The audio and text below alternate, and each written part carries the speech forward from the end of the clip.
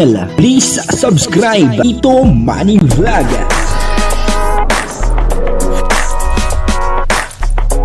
Reactor po ni Roel, mga kaibigan. Tito Manny Vlog. Payagan po si Tito Manny Vlog na mag-reactor para pambiling gamot sa kanya pong karamdaman. Wala man siyang records ng ng awayan. Yun po, no?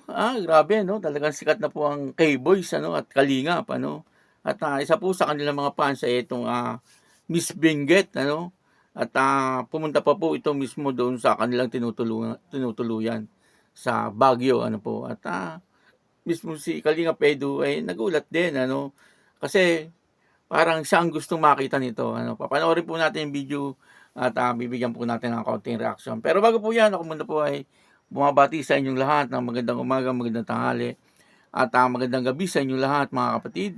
Saan man kayo ng panig ng mundo naroon ngayon ay mag-iingat kayo palagi at pagpalain kayo ng ating Panginoon. Maraming salamat din po sa patuloy na tumatangkilik sa aking YouTube channel at nanonood sa aking video reaction. Patuloy lang po natin suportahan sila Kuya Bal Santos Matubang, Kalinga Prab, at Ate Edna Vlog.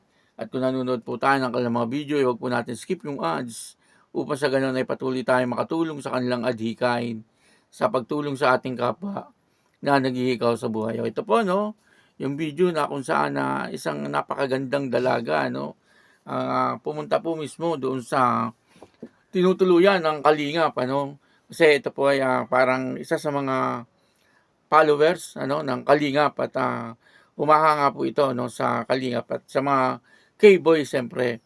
At dito nga po sa isa niyang sa mga hinahangaan niya ay itong si Kalingap Edu, Single naman si Kalingap Edu, Mukhang okay na okay, At Kalingap Edu napakabait na tao, At ngayon makikita po natin na okay na yung buhay ni Kalingap Edu, Pero yung buhay po nung kanyang fans hindi po natin hindi po natin alam, Papanoorin po natin yung video, Ito po yung video.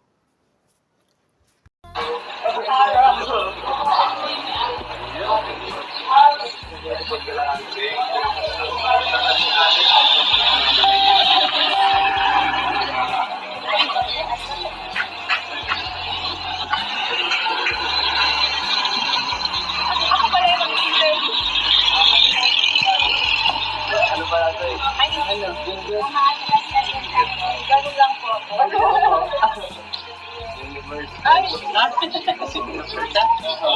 Single ka, di ba?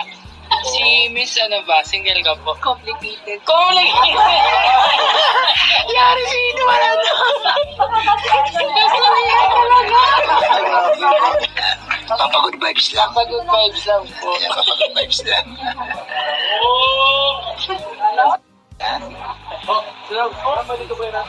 Yan, so, explain lang ng konti, paano ka nanalo sa Ay, hello po. I am Jane Wilson, the Mr. Youth 2022 po. Actually, we have 5 titles. And the top 6 title, which is this day. Nanalo po ako kasi I did the best. And also, I showcase my talent, of course, showcasing all of that, and also by embracing and showing the culture or true culture of Benguet. Yes. Actually, I'm Benguet with the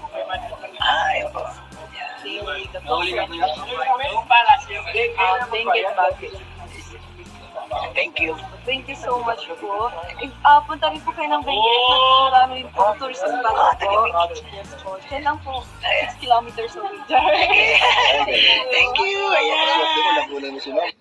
Po napanood po natin yung video, Talagang dito nakita natin na napakagandang dalaga, Itong kausap ni Kalingap Edu, Ito po yata yung parang Miss Benguet, Nakakatuwa naman, Siyempre sila pa po ang parang pinuntahan, doon mismo sa kanilang tinutuluyan, upang makita po sila, Parang talagang tagahanga po ito ng Kalingap, At gusto po sila makita lahat siguro itong dalagang ito, Kaya siya mismo ay nagpunta doon, Siyempre nakaka-proud po yun, sa Kalingap, na napakarami po nilang fans, Hindi lang po itong magandang dalaga ang talagang sumasadya doon sa kanila, Napakarami, nakita po natin na talagang marami po nagpapapicture, at talagang pinagkakaguluhan po sila, si Kalingap Rab. Napakarami nagpapapicture po sa kanila, ganun din po kay Kuya Bal Santos Matubang, at kila Ate Edna, doon sa mga Angels, po, na talagang doon sa mga K-boys, talagang nasasabi po natin na talagang sila po ay kilalang-kilala na, sa buong mundo, hindi lang po sa Pilipinas, at talagang sa buong mundo, at napakarami po nilang fans, at yun na nga po, nakilala po sila dahil po siyempre sa kanilang magandang ginagawa, po, sa kanilang pagtulong, sila po yung mga charity vlogger, doon po sila talagang nakilala ng lubusan. At nakakatuwa naman, po, na ganun ang nangyari sa kanila sa Baguio, talagang welcome na welcome, po, doon sa kanilang mga tinuluyan, at talagang marami pong nag-aabang na mga fans nila, mga fans ng Kalingap, at makita po natin na talagang sila ay pinagkakaguluhan, kahit po saan sila magpunta sa may Baguio, talagang merong nakakakilala sa kanila. At yun po ang nakakatuwa, patuloy po siyempre, yung mga fans na yun, patuloy na sumusuporta po yun sa Kalingap, Kaya maraming salamat siyempre sa mga fans ng Kalingap, yung mga followers, at subscriber ng Kalingap. Siyempre, kung hindi din naman po dahil sa kanila, ay hindi rin naman po din makikilala ang Kalingap, Siyempre, doon din po yun sa kabutihan ng loob ng mga Kalingap, yung kagandahan ng kanilang mga ginagawa. Kaya ganun din po ang nangyayari, dumarami po ang kanilang mga fans, dahil sa kabutihan ng kanilang mga puso, at dahil sa maganda nilang mga ginagawa. Kaya yun po, maraming salamat po sa inyo lahat. At patuloy lang po natin suportahan sila Kuya Bal Santos Matubang, Kalingap Rab, at Ate Edna Vlog. At pag nanonood po tayo, huwag po natin skip yung ads. Napakalaking tulong po noon sa mga charity vlogger, kasi siyempre kumukuha din po sila ng pantulong, siyempre doon din po sa mga sa kanilang mga YouTube channel, kapag po may mga tinutulungan sila at walang sponsor, ay talagang sa YouTube channel po nila sila kumukuha ng pantulong, yung nakukuha nilang sweldo, yung kanilang revenue, yun po ang kanilang ipinagtutulong. Kaya maganda po yun pagka po tayo nanonood ng kanilang mga video, huwag po natin skip yung ads, kasi kahit tayo mismo ay nakakatulong din po doon sa kanilang mga tinutulungan. Kaya yun po, maraming salamat po sa inyo lahat. At ako po si Tito Manny Vlog, na nagsasabing God bless you all. Diyos mabalos.